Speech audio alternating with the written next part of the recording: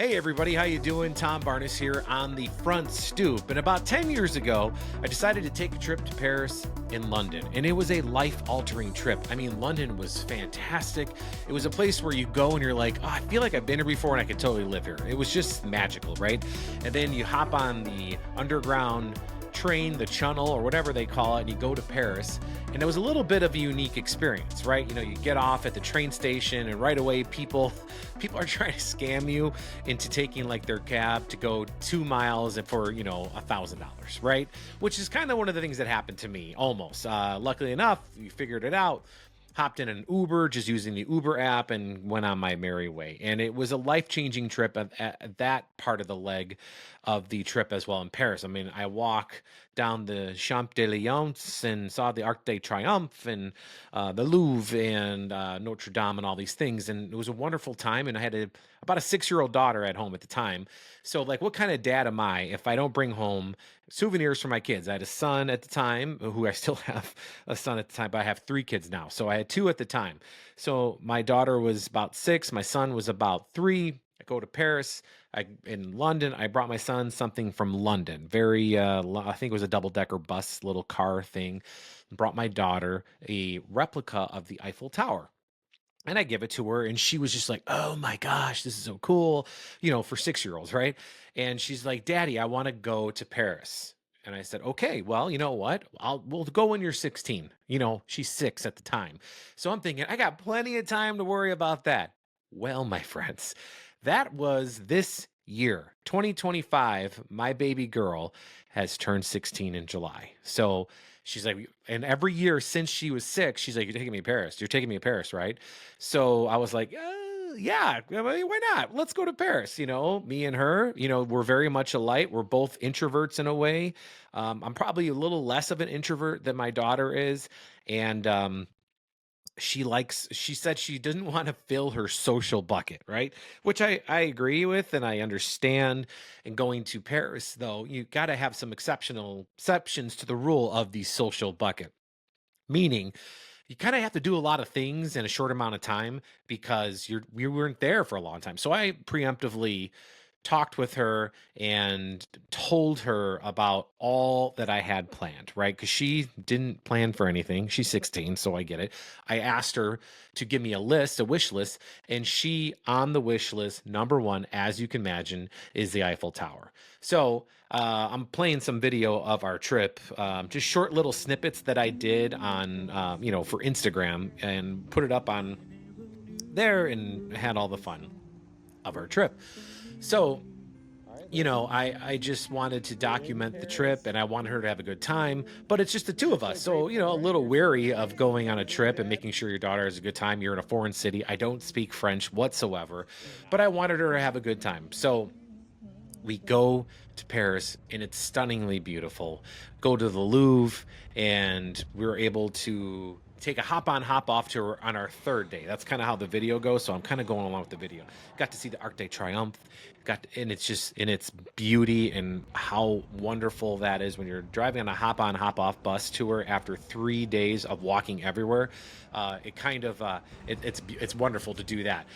Looking at the Olympia, which is a venue in Paris where like the Beatles and the Stones plays, we saw this wonderful cafe where we sat down and I had steak frites. It was phenomenal. It was my daughter's first time really enjoying the French cafe for like dinner, and then we just kind of walked around. We bummed around Paris all over the place, just wandering around and seeing the Louvre. The park that's connected to Louvre was kind of a happy accident because our hotel is kind of on it. So we walked in there, and every once in a while we'd stop and we'd take a nice video of the Eiffel Tower. I'm showing video of walking through the garden right now, but at the top you can see the Eiffel Tower far off in the distance. And, it was just a wonderful time. I was really glad that I was able to experience Paris with my daughter, Lou. And, and all in all, we had a really good time. Since we're both alike, we both got tired about the same time of day. But we kind of just enjoyed it and embraced it. And I did plan out the trip to a degree. We had one day where it was an entire from like 9 to 4 walking tour a day. And that's where we really got to see some of the wonderful things of Paris. But on the days of like the hop on, hop off tour, we kind of just hopped on and hopped off as we saw fit and just, soaked in the city. But the tour, though, got us up to the Basilica that's kind of at the top of Paris, right? And then we also took like this tram that got us up to the top, and you get to see just how beautiful Paris is. I mean, it is stunningly beautiful. And I'm like a little bit of a hopeless romantic. So showing my daughter there when we were there how beautiful Paris could be. And the day we were there on this walking tour was stunning. There was no clouds. It was like 60 degrees outside. And then on that particular day, they had like a wine festival at the top of the Basilica that is in Paris, right? And all these vineyards are out there with their little pop-ups, and there's food and there's cheese, and the tour guide's like, oh my gosh, this is so great that you have this today. You should really enjoy it. But we walk through that particular town, and the name is escaping me of the town that's by the Basilica that's up on the hillside here. But it's very art friendly. I mean, there's a plaza that you're looking at right now that is just beautiful. I mean, you feel like you're kind of in a Hallmark movie the entire time, but in a good way. Like I was a sub story of a Hallmark movie, at Christmas where daughter and dad are in Paris, and then daughter finds true love with some guy she meets in Paris. It's kind of the vibe that it felt like. So I was doing my part as the dad, just kind of showing her around Paris, and we stumbled upon a protest. So naturally, which the guy and the tour guide was very much like, it's very, very Paris, very French to be at a protest. And then they had like these guys playing the drums here, kind of reenacting an old Napoleon battle, if you will, during the French Revolutionary War or something. I can't remember what the guy said. Either way, it was just fun to hang out and walk around and walk the cobblestone streets and taste the food. I mean, it was just, it was so good. And, you try to be respectful of everybody there and not have your phone out like a typical American tourist trying to record everything. So I try to do everything in short snippets of our time there because I wanted to enjoy it, really. I didn't want to just sit and live behind a phone, which has happened to me in the past for other things. So as we were on our tour and walking, I just kind of shot as we walked, like literally holding my phone up, enjoying this is one of the things I loved. I loved our croissant and coffee little dates that we had. And then we're out walking the streets again of Paris. And I just love the outdoor cafes where they just have them right there in the middle of the city. It's just so much fun. And, I was so happy that I was able to show her this and show her the way Parisians live, especially going to the Louvre with a tour guide. I would recommend, just because there's so much there. You can spend like a month there and not see everything. So to go with like a tour guide to highlight things besides the Mona Lisa is very helpful, because yes, the Mona Lisa is cool, but the only reason why the Mona Lisa is famous is because it was stolen, kind of like the jewels that happened right after we left. But you're looking right now at like the hall of all these statues, and I mean, obviously this one is one of the most important of all time. But there's so much more to the Louvre than the Mona Lisa that I would tell any tourist, especially from America, who thinks that the end-all be-all is the Mona Lisa. It's tiny, and there's so much more. Like, look at this room. I mean, come on. Incredibly beautiful. You feel like you're in a different time with all of this. And I just wanted to capture us hanging out there and really embracing the Louvre. I think we spent better part of 4 hours in the Louvre, walking around. We probably walked like 20,000 steps this particular day, because there's just all these, you just don't realize how big the Louvre is until you're there. There's the Mona Lisa. Because it's like 3 giant wings. There's an underground portion, but they go for like blocks and blocks, and they're huge. And you go underground, you go above ground, and then you get into the pyramid, which is just, you get why it's there. And it's explained to us the reason why it's there is because they wanted to let all this natural light in underground and not make it feel like an underground tomb, right? So, and of course, there's the Seine River, stunning. It's a similar, and I'm going to make this comparison only because I'm from Chicago, but I would say Chicago's riverfront is on par, if not better than the Seine River, just because, and it's not as old, right? I mean, I guess it is as old if you're thinking about geological times, but not as old as far as a city being recognized, but still beautiful. And of course, you got Notre Dame, which is right there, and you get to walk up there, experience that. You have somebody tell you about all of those saints that you're looking at right there, all the individual little pieces of history.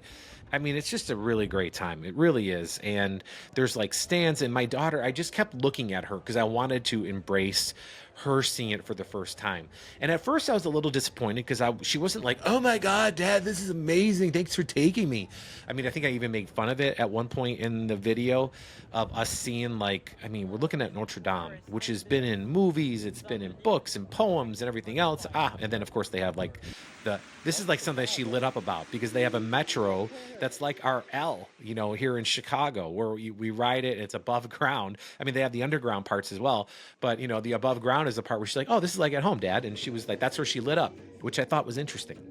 So it made me think about her reaction and how I perceive her reaction. And then I got to the point after talking to a friend of mine, it's like, just let her be whatever it is. Like, her reaction is her reaction. And I shouldn't hold any stock in what to expect out of it. I should just appreciate that we got to spend time there, and she's probably processing it. I mean, she's 16 years old. She lives on the northwest side of the city in Morton Grove with her mom, and very not sheltered. That's not the right word. I mean, yes, sheltered to a degree because we don't live in bad parts of Chicago, or Morton Grove is not a gross suburb. But, sheltered in the sense that, her mom and dad really take care of her, and her step parents really take care of her and kind of shelter her from a lot of the crap in the world. So showing her something like Paris and the Eiffel Tower, like, I mean, she did light up the first time she saw it. The first day we were there was kind of overcast. So on the second day, we went back on that walking tour because it was the end of it, and we saw the Eiffel Tower lit up in the sunshine, and it was gorgeous. And it kind of negated some of the ill feelings you had about it being, the first day we went when it was cloudy, because on the first day it was cloudy. It was also the day we arrived after being on a plane for like 12 hours. So we were kind of zonked, but getting on a boat ride and enjoying the city from the Seine and seeing the Eiffel Tower, that was actually spectacular. We had a good time.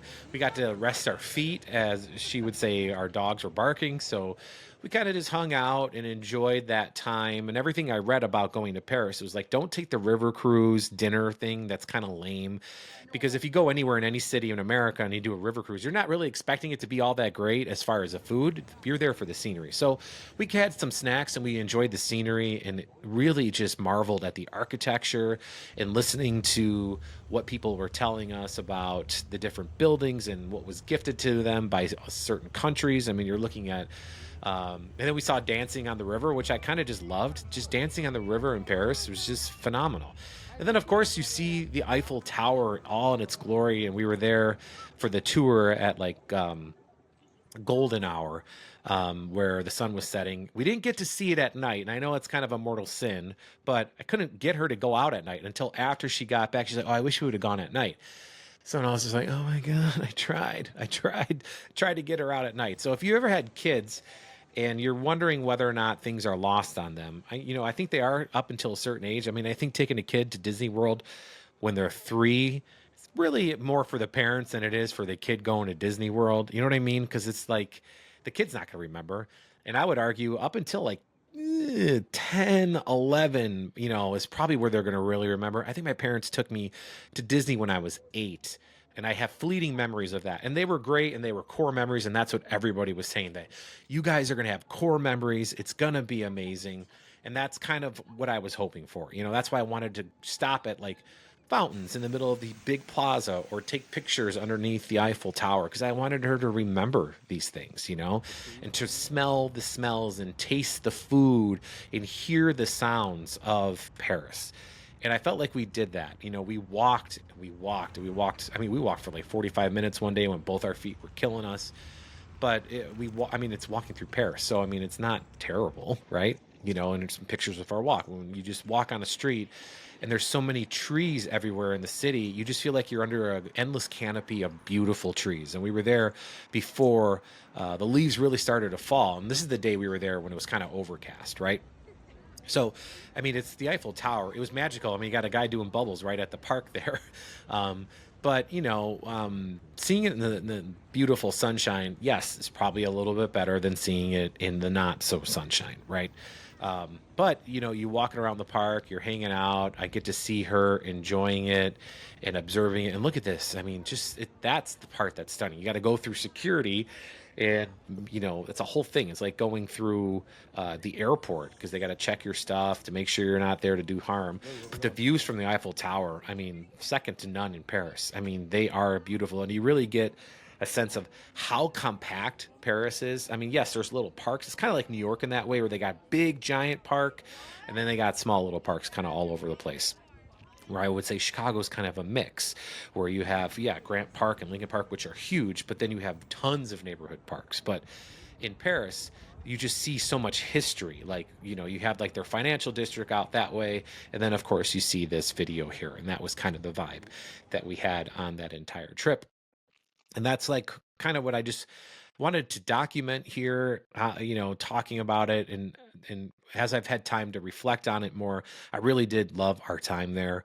And I hope my daughter loved the fact that she got to hang out in Paris with her dad. I'm sure when she's older, she's definitely want to hang out with other people in Paris besides her dad.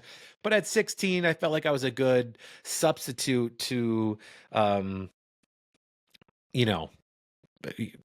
appreciate the time that we had together. So I'll leave you with that. That's the front stoop for today.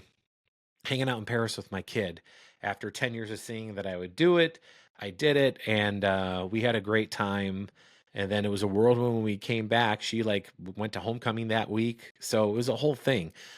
So I hope it sticks with her, and maybe one day she'll see this video and look back and be like, "Oh my gosh, Dad really was." He thought about all the things, was worried about all the things, because all you try to do is just do right by your kid, right? You just want them to have a good time. You want them to experience life that you see fit to experience. And sometimes that's our ego get in the way. I want her to experience all the good in life and try to shelter her from all the bad. So we got to see all the good that Paris is, got to see a little bit of the effects of the government shutdown in the States, coming back into the States, and ICE and all that stuff. That part was pretty terrible. I'm not going to lie. I mean, we got detained by ICE when we got back to the States because they said that, I had a passport that was lost like 3 or 4 years ago, 5 years ago. And I had since got a new one and have traveled on said passport to places like Jerusalem, in Israel. So, I got detained and was asked all about that. So it was a good learning moment. And, after being on a plane for 12 hours and then getting detained and knowing what's going on in Chicago at that time with ICE and then the raids, I was a little angry. And she was, why are you so upset? And kind of explained to her why I was upset, because this is happening all over our city. We're getting stopped for no reason. Like, I've since got a new passport. It's active and valid, and somehow I'm still getting stopped. So that was a learning moment there, but we got past it and it was all good. You're tired, right? You just want to show your kid a good time. So anyhow, that is the Front Stoop Podcast. I'll try to do this every week. I thank you for watching. I also have stories from the 78 podcast and the web channel as well. Be sure you check that out, storiesfromthe78.com, or on YouTube, Stories from the 78. Otherwise, I'll see you next week on the Front Stoop. We'll see you.